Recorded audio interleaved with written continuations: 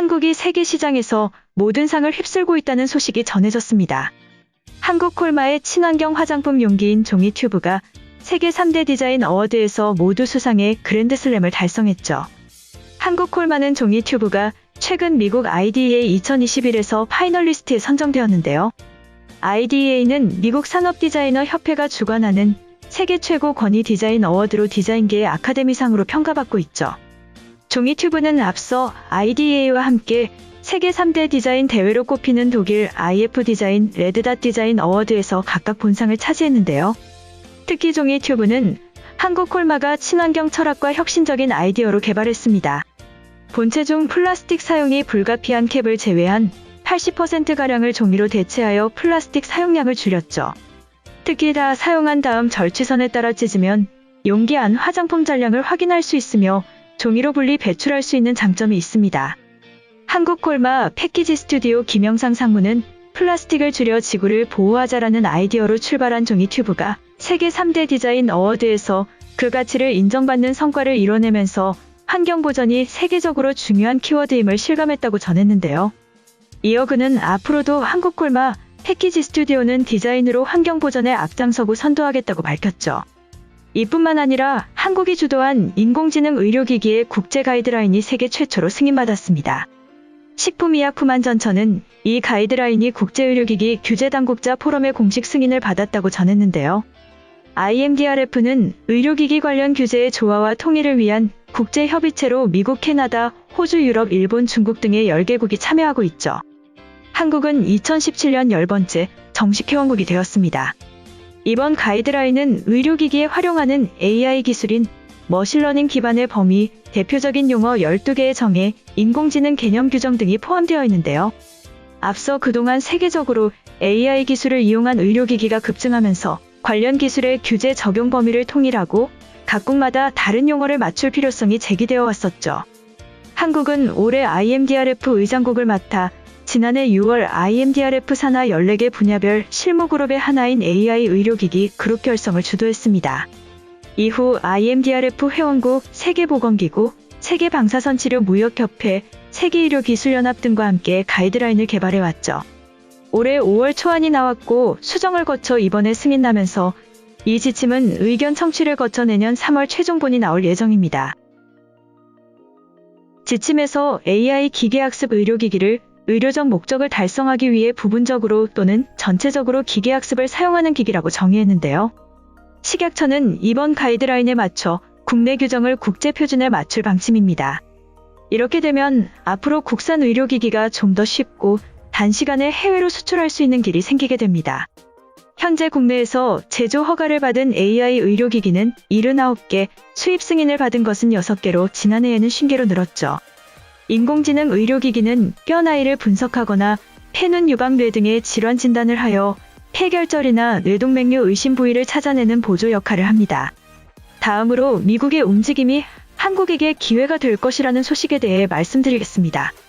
미국은 유럽, 중국과 함께 3대 전기차 시장 중 하나로 2021년 상반기 기준 전 세계 순수 전기차 판매량은 178만 대였죠. 그중 중국이 97만 대로 54%, 유럽이 52만 대인 29%, 미국이 21만 대로 11%를 판매했습니다. 순수 전기차 침투율은 중국 8.0%, 유럽 5.9%, 미국 2.5%였는데요. 통상 미국과 유럽의 내연기관 판매량이 비슷하다는 점을 고려하면 현재 미국의 전기차 판매량은 유럽보다 많이 뒤처진 상황이죠. 그런 미국이 뒤늦게 전기차 보급에 속도를 내고 있는데요. 바이든 정부는 2030년까지 미국 내 친환경차 판매 비율을 40에서 50%로 올리겠다고 강조했습니다. 이를 뒷받침하기 위해 인프라 법안 내 전기차 충전소 구축 비용 75억 달러, 전기차 보조금 최대 12,500달러로 상향, 연비 규제 강화 등을 계획하고 있죠. 미국 전기차 시장의 변화에 따른 수혜는 한국 2차 전지 업체들에 맞춰질 것으로 전망되는데요. 단순 외형 확장 외에도 탈중국 배터리 공급망을 구축하는 계기가 된다는 점에서 의미가 남다릅니다. 미국은 신북미자유 협정을 통해 완성차는 물론이고 핵심 부품 제조에서도 역내 조달 비율을 강화할 것을 요구하고 있죠. 이 비율은 순원가 기준으로 기존 62.5%에서 2025년 75%까지 단계적으로 상향될 계획인데요. 배터리가 전기차 원가의 약 30에서 40%를 차지한다는 점을 고려하면 미국 내 배터리 공장 확보는 필수이죠. 핵심 부품인 배터리에도 관련 규정이 적용되기 때문에 2차 전지 주요 소재 업체들 역시 미국 내 증설 필요성이 제기되고 있습니다. 그리고 배터리와 달리 배터리 소재는 아직 중국에 대한 원재료 의존도가 높았는데요. 이번 기회를 통해 한국 업체들의 미국 진출과 함께 탈중국화가 진행될 것이며 앞으로 한국 업체들의 증설 및 수직 계열화 발표가 연이을 것으로 예상됩니다. 이처럼 한국셀 업체들의 미국 진출 계획은 순조롭게 진행되고 있죠.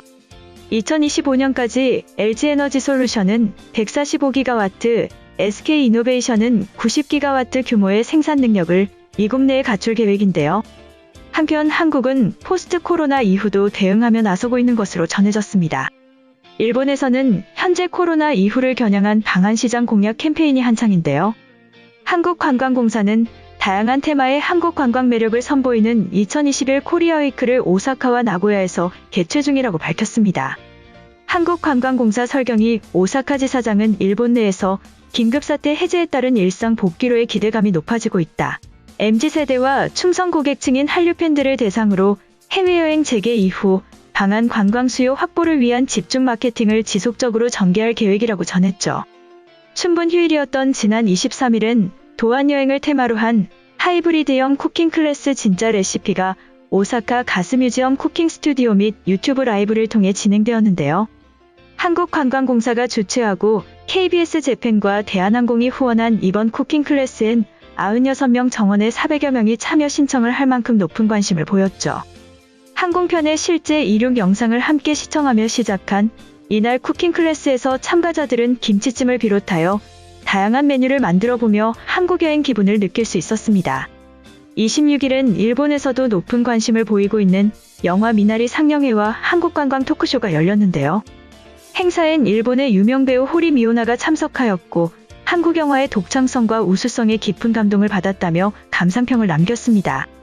이날 행사 또한 코로나 확산 상황을 고려해 400명 한정으로 신청자를 모집했으며 약 5배에 달하는 인원이 참가 신청을 했죠.